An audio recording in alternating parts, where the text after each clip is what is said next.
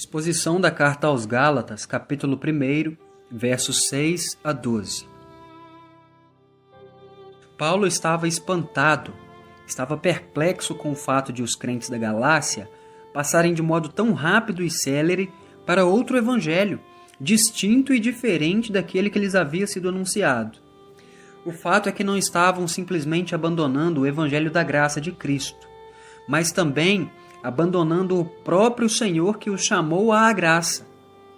Quando nós nos afastamos do Evangelho, afastamo-nos também do Senhor do Evangelho. Ao usar uma espécie de trocadilho, o apóstolo deixou claro que este outro Evangelho se tratava de algo totalmente distinto e diferente. Em grego, há duas palavras utilizadas para outro: héteros, que significa outro de tipo diferente, e halos, que significa outro do mesmo tipo. Daí a aparente contradição do português, outro evangelho, o qual não é outro. No entanto, quando olhamos o texto em original, entendemos que outro evangelho de tipo diferente, o qual não é outro do mesmo tipo. O que ocorria, na verdade, era uma inquietação por parte dos judaizantes que pregavam as obras da lei.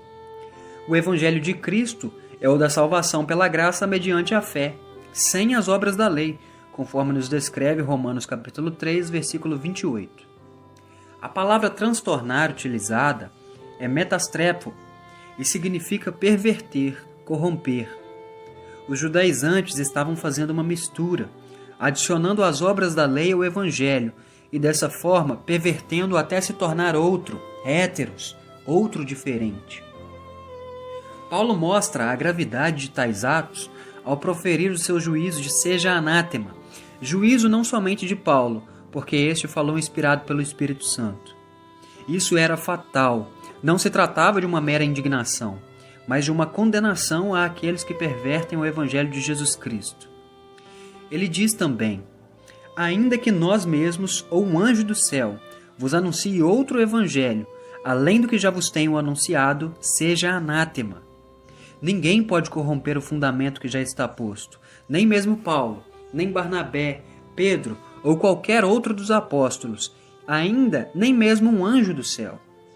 E aqui cabe-nos uma observação.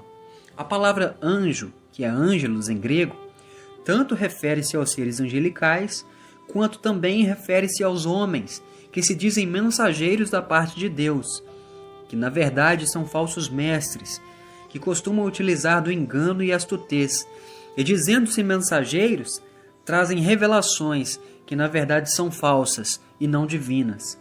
Atentemo-nos, pois, para isso. Nenhuma revelação, nada, pode ser aceito se trouxer um tipo diferente de evangelho. Assim como já vos dissemos, agora de novo vos digo, demonstra que Paulo já havia alertado os Gálatas anteriormente quanto ao perigo relacionado aos falsos mestres. Se alguém, quem quer que seja, vos anunciar outro evangelho, seja anátema. Os judaizantes não apenas acusavam a mensagem de Paulo, mas também suas motivações, porque ele diz: porque persuado eu agora a homens ou a Deus? Ou procuro agradar a homens? A acusação era de que Paulo pregava um evangelho sem exigências, sem as obras da lei, a fim de que ele pudesse, dessa forma, agradar aos homens e atraí-los. Assim são os falsos mestres.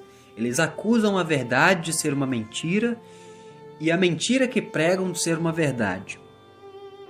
Se estivesse ainda agradando aos homens, disse Paulo, não seria servo de Cristo.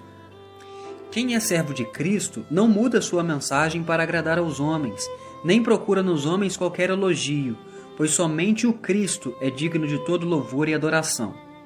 Aquele que prega uma mensagem com tais intenções não é mais servo dele.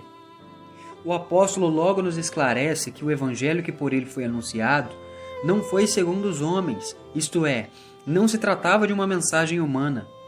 Ele diz: porque não o recebi, nem aprendi de homem algum, mas pelo contrário, trata-se de uma mensagem divina e recebida por revelação de Jesus Cristo.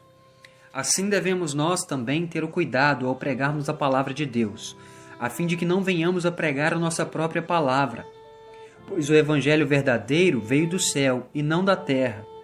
O evangelho verdadeiro pertence a Cristo e não a nós. Anunciemos, portanto, a verdade pura e simples do evangelho de Cristo, sem invenções, sem rodeios e sem acréscimos, porque não fomos chamados nós a fim de agradar a homens, mas fomos chamados a fim de agradar a Cristo, servi-lo de todo o coração. A mensagem que pregamos não deve ser a nossa, mas a mensagem pertence a Ele. A mensagem não é do pastor, mas dele. Não é de homem ou anjo algum, mas simplesmente é a mensagem do nosso Senhor e Salvador Jesus Cristo. Se alguém, pois, vos anunciar outro evangelho além do que já recebestes, seja anátema.